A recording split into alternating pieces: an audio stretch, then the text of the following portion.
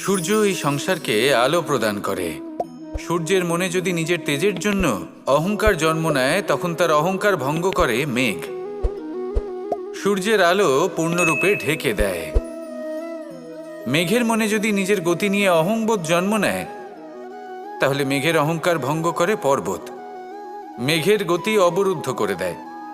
এবার যদি পর্বত নিজের নিশ্চলতা নিয়ে অহংকার করে, তাহলে সেই অহংবোধ ভঙ্গ করে একটি মূষক। সেই বিশাল পর্বতে একটি ছিদ্র করে দেয়।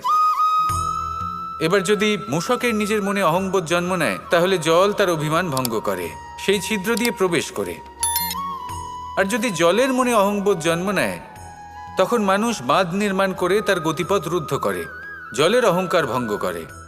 আর যদি মানুষের মনে অহংকার জন্ম নেয়, তখন সূর্য নিজের তাপ দ্বারা মানুষের অহংকার ভঙ্গ করে। এই সংসারে অহংকার প্রদর্শন করার কোনো প্রয়োজন নেই। আমাদের সবার মধ্যেই কিছু বিশেষ গুণ আছে, আর সবার মধ্যে কোনো না কোনো দোষও আছে। এই প্রকৃতি আমাদের কি শিক্ষা দেয়?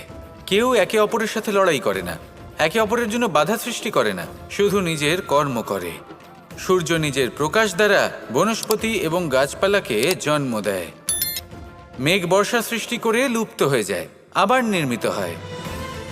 পর্বতের সেই নিশ্চলতা সেই বর্ষাকে একটা দিশা প্রদান করে, আর তারপরে তা ধারা হয়ে প্রবাহিত হয়ে যায়। এইসব কি? এইসব একটা সম্পর্ক, একটা চক্রের মতো। সবাই একসাথে নিজের কর্ম করে, তাই এই চক্র আবর্তিত হয়। এটা আমাদেরও করতে হবে। একসাথে মিলে কাজ করতে হবে। কারোর জন্য বাধা হয়ে উঠলে হবে না, কাউকে ছোট মনে করলে হবে না। এটাই করতে থাকুন।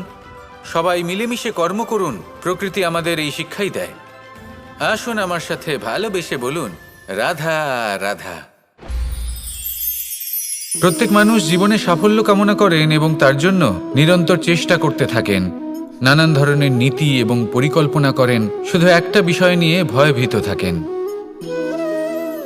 পরীক্ষার বিষয়। প্রত্যেক মানুষকে জীবনে পরীক্ষা দিতেই হয়, আর বিভিন্ন সময় পরীক্ষা দিতে হয়। এটাই হলো প্রকৃতির নিয়ম, আর সেটা আমরা বদলাতে পারবো না।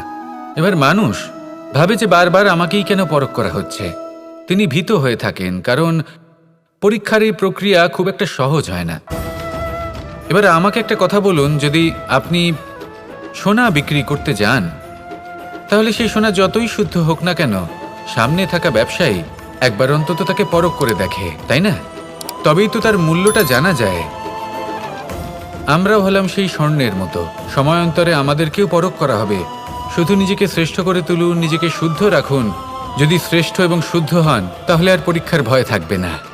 আপনার মূল্য যা থাকার সেটাই থাকবে। আসুন আমার সাথে ভালোবেসে বলুন, রাধা রাধা।